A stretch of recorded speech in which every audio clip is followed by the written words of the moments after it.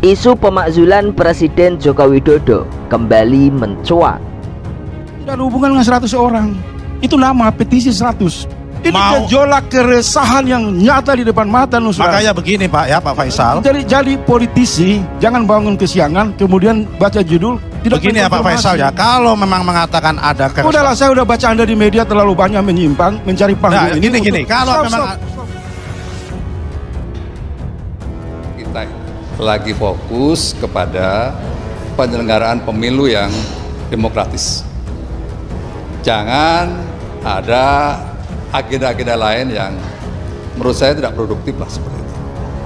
Tidak produktif bagi masyarakat dan tidak produktif bagi pemerintahan. Karena kita concern yang pertama, Presiden masih sangat concern untuk menyelesaikan tugas-tugasnya yang relatif tinggal beberapa bulan. Pak, isu lain boleh Pak terkait dengan pemakzulan Jokowi, bagaimana Bapak?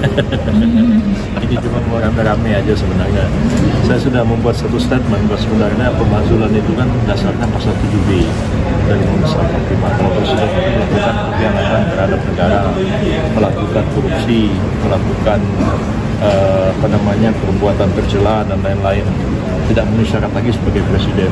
Nah, sementara itu kan tidak diuraikan dengan jelas apa sih yang dilanggar oleh Pak Jokowi terhadap pasal 7B itu. Setidaknya ada 3 halangan yang menghambat pemakzulan Presiden Joko Widodo. Lantas, apa sajakah itu? Proses pemakzulan Presiden tidak semudah dulu. Ada setidaknya 3 halangan yang harus diatasi oleh DPR bila hendak memulainya. Belakangan ini isu pemakzulan kembali mencuat. Kali ini isu diembuskan oleh petisi 100 penegak daulat rakyat. Kelompok 100 tokoh yang mendorong DPR dan MPR memakzulkan Presiden Joko Widodo. Isu serupa pernah dilemparkan oleh Denny Indrayana karena cawe-cawe Jokowi dalam pemilihan presiden 2024. Berdasarkan Undang-Undang 1945 pasca amandemen, proses pemberhentian presiden tidak semudah sebelum reformasi. Presiden Soekarno dulu memang pernah dilengsarkan karena dinilai tidak melaksanakan haluan negara. Presiden Abdurrahman Wahid atau Gus Dur juga diberhentikan dengan alasan penyalahgunaan wewenang. Pemakzulan yang menimpa Soekarno dan Gus Dur sebenarnya tidak memiliki basis hukum yang jelas karena ketentuannya masih bersifat sumir. Sedangkan ketentuan dalam Undang-Undang 1945 setelah amandemen didesain sedemikian ketat, baik secara substansif maupun prosedural untuk proses pemakzulan. Tidak mudah rasanya untuk dapat memberhentikan presiden dan wakil presiden saat ini, karena hal itu harus melalui mekanisme politik yang relatif cukup panjang. Apalagi ada unsur yang mutlak harus terpenuhi sebagaimana disebutkan dalam pasal 7A Undang-Undang 1945, yaitu bahwa presiden dan atau wakil presiden harus terbukti melakukan pelanggaran hukum berupa pengkhianatan terhadap negara, korupsi, penyuapan, tindak pidana berat lain, atau perbuatan tercela yang membuat mereka tidak lagi memenuhi syarat sebagai presiden atau wakil presiden. Dalam konteks isu pemakzulan terhadap Presiden Joko Widodo, paling tidak ada 3 halangan yang harus diatasi dalam proses pemberhentian presiden atau wakil presiden dalam bingkai sistem presidensial. Ketiganya adalah kemauan politik atau political will dari DPR, terpenuhinya unsur-unsur yang menguatkan adanya pelanggaran, dan durasi dari proses pemakzulan. Yang pertama, kita mulai dari political will. Melihat situasi dan peta politik saat ini, partai pendukung Jokowi diperkirakan masih menjadi benteng terakhir presiden untuk menghalau isu tersebut. Namun ada masalah mengenai ke arah mana isu ini akan dibawa. Hal ini sebagai implikasi dari sistem multipartai ketika preferensi partai politik anggota koalisi Jokowi terpecah selama proses pemilihan presiden 2024. PDI Perjuangan dan P3 misalnya kini mendukung pasangan calon presiden dan wakil presiden Ganjar Pranowo Mahfud MD. Partai Nasdem dan PKB mendukung Anies Baswedan Muhaimin Iskandar. Gerindra, Golkar, dan PAN mendukung pasangan Prabowo Subianto Gibran Raka Buming Raka. Sehingga praktis tersisa 2 partai yang berada di luar kabinet, sedangkan preferensi politik Jokowi tentu kepada Prabowo Gibran. Andaipun dukungan partai kepada Jokowi tereduksi akibat perbedaan preferensi politik tersebut, inisiasi proses pemakzulan tampaknya masih sukar. Konstitusi mengatur bahwa proses itu dapat dimulai DPR jika permohonan tersebut didukung sekurang-kurangnya 2/3 anggota DPR dalam sidang paripurna yang dihadiri sekurang-kurangnya 2/3 dari total anggota DPR. Untuk mencapai jumlah itu, partai pendukung Jokowi harus menarik dukungannya dan dengan demikian menarik kadernya dari kabinet. Sistem presidensial memang berbeda dari sistem parlemen yang cenderung lebih dinamis. Giovanni Sartori 1994 menyatakan bahwa sistem presidensial yang diterapkan negara-negara Amerika Latin seperti Brasil, Uruguay, Chile, dan Paraguay tidak berjalan dengan efektif, sedangkan sistem parlementer lebih fleksibel. Fleksibilitas tersebut dilihat dari syarat dan mekanisme impeachment atau dakwaan. Sedangkan di ranah akademis masih ada perdebatan mengenai sistem pemerintahan di Indonesia. Apakah menggunakan sistem pemerintahan presidensial atau simpresidensial, karena masih terasa adanya corak parlementer. Namun menyatunya sistem presidensial dan sistem multipartai mengakibatkan proses pemakzulan sejak tahap awal menjadi lebih rumit.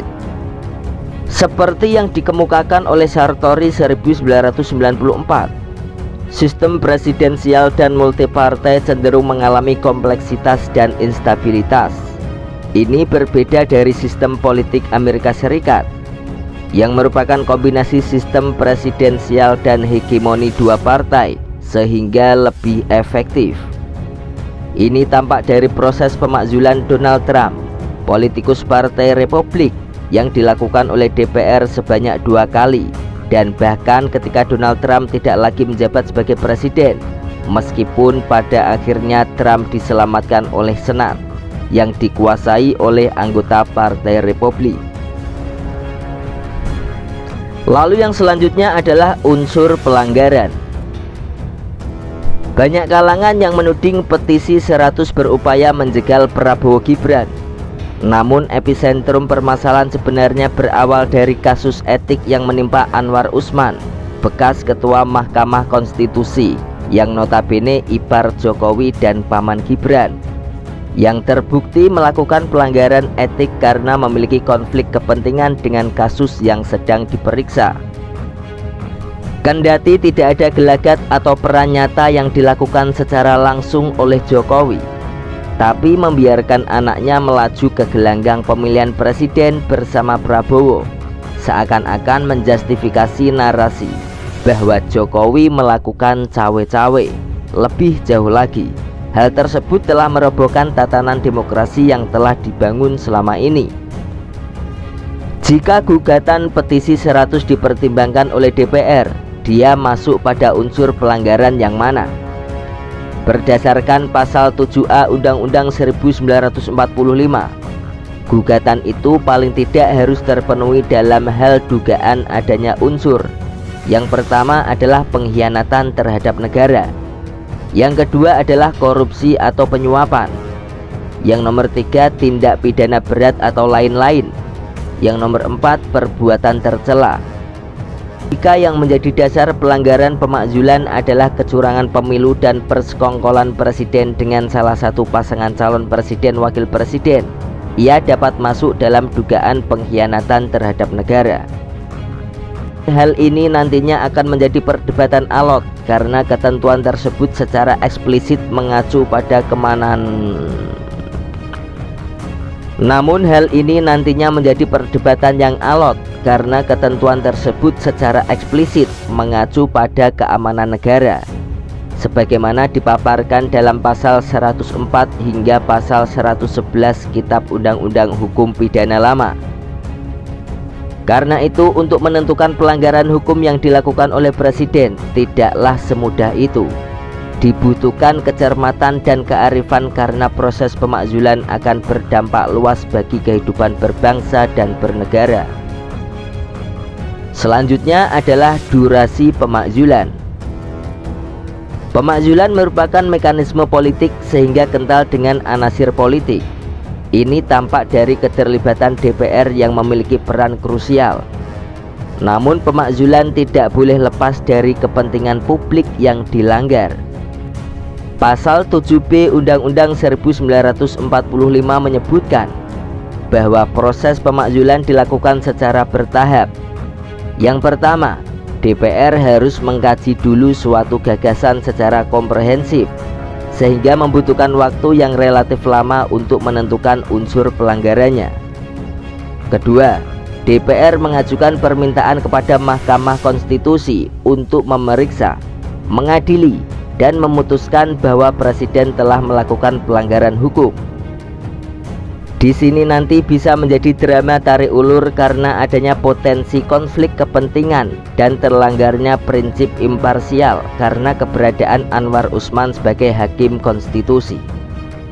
Lalu yang ketiga, apabila Mahkamah Konstitusi menyatakan Presiden terbukti melakukan pelanggaran, DPR dapat segera menggelar sidang paripurna dan meneruskan usul pemberhentian ke MPR.